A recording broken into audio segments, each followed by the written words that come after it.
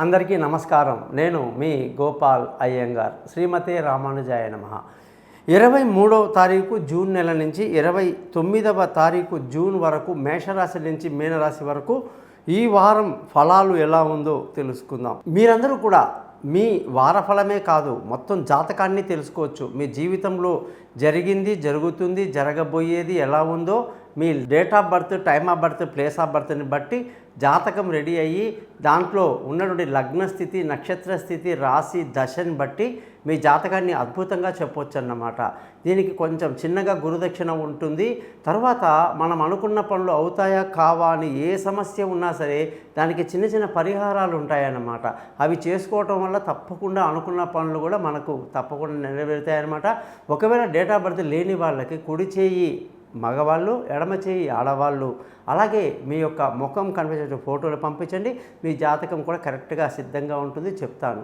ముఖ్యంగా మీరందరూ కూడా ఈ ఛానల్ని సబ్స్క్రైబ్ చేయటం మీ ధర్మంగా భావించడం, అలాగే మీరు మీ స్నేహితులకి, బంధువులకి నా గురించి తెలియజేస్తారని ఆశిస్తూ ఆ భగవంతుడి యొక్క కృప మీ పట్ల ఎప్పటికీ ఉండాలని కోరుతూ, ఈ వారం కానీ గ్రహస్థితులను కానీ చూసుకుంటే కుజుడు మేషరాశిలో, గురువు వృషభ రాశిలో, సూర్యుడు అలాగే బుధగ్రహం శుక్రుడు మిథున రాశిలో, కేతువు కన్యా రాశిలో, చంద్రుడు ధనుసు నుంచి ప్రయాణిస్తూ మీనరాశి వరకు, ముఖ్యంగా శని కుంభరాశిలో, రాహు వచ్చేసి మీనరాశిలో సంచరిస్తున్నారు.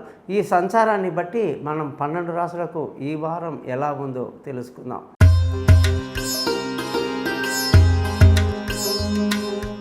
మిథున రాశి వాళ్ళకి 23వ తారీఖు జూన్ నుంచి 29 జూన్ 2024 వరకు ఈ రాశి వాళ్ళందరికీ కూడా అనేక శుభ పరిణామాలు కనిపిస్తున్నాయి. ఎంతో ఉల్లాసంగా, సంతోషంగా ఈ వారం అంతా గడుపుతారు. విందులు వినోదాల్లో చక్కగా పాల్గొంటారు. మానసికంగా మంచి ధైర్యాన్ని కలిగి ఈ వారం అంతా ముందుకు వెళ్తారని చెప్పాలి. ధన ఆదాయం ఈ జాతకంలో ఈ వారమంతా కొంతవరకు మొదట్లో బాగున్నప్పటికీ మధ్యలో కాస్త మందగించడం, తర్వాత వారం అంతంలో బాగుంది. కుటుంబ సంతోషం కొరకు ప్రతి ఒక్కరూ పాటుపడాల్సిన పరిస్థితి ఉంది.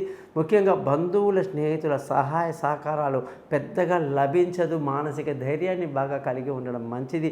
విలువైన వస్తువులు, ఇల్లు, వాహనాలు, భూములు అన్నీ కూడా కొనడానికి ఎంతో అనుకూలమైనటువంటి వాతావరణం ఈ వారం కనిపిస్తూ ఉంది.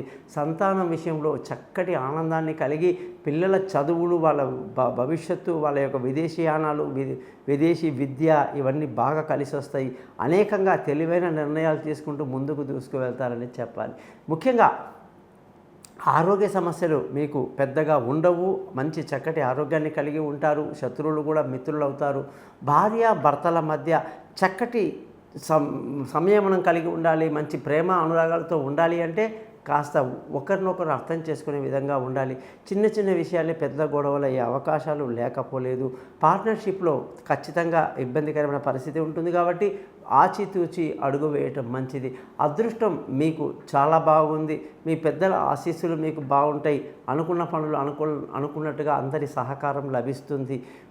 ఉద్యోగం చేసే వాళ్ళందరికీ కూడా ఉద్యోగంలో క్రమశిక్షణ ఇప్పుడు అవసరం. ఎవరో ఏదో అంటారని, ఏదో అనుకుంటారనే కానే కాదు, మన కోసం మనమే ఒక 10 నిమిషాల ముందే ఉద్యోగంలో ఉండడం, 10 నిమిషాల తర్వాత అందరూ వెళ్ళిన తర్వాత చక్కగా మన జాబ్ చేసుకుని మనం వెళ్ళటం, ఇతరుల వ్యవహారంలో జోక్యం చేసుకోకుండా వచ్చిన పని వచ్చినట్టుగా చక్కగా ఉద్యోగం చేసుకొని వెళ్తే ఈ సంవత్సరం అంతా కూడా మిథున రాశి వాళ్ళకి ఇబ్బంది రాదు. ఈ టైంలో మీరు ఉద్యోగాలు మారాలన్నా, ఏదైనా ఎవరైనా ఆఫర్ ఇచ్చినా కూడా పొరపాటున కూడా నిర్ణయం తీసుకోకండి. ఎందుకంటే ఈ యొక్క గురు స్థితి సరిగా లేదు. మీ జాతకాలు చూసిన తర్వాత మీరు ఇలాంటి నిర్ణయాలు తీసుకుంటే మంచిది. అలాగే వ్యాపార విషయంలో మంచి లాభాలు ఈ వారం బాగా కనిపిస్తున్నాయి. లాభాలతో బాగా ముందుకు దూసుకువెళ్తారు.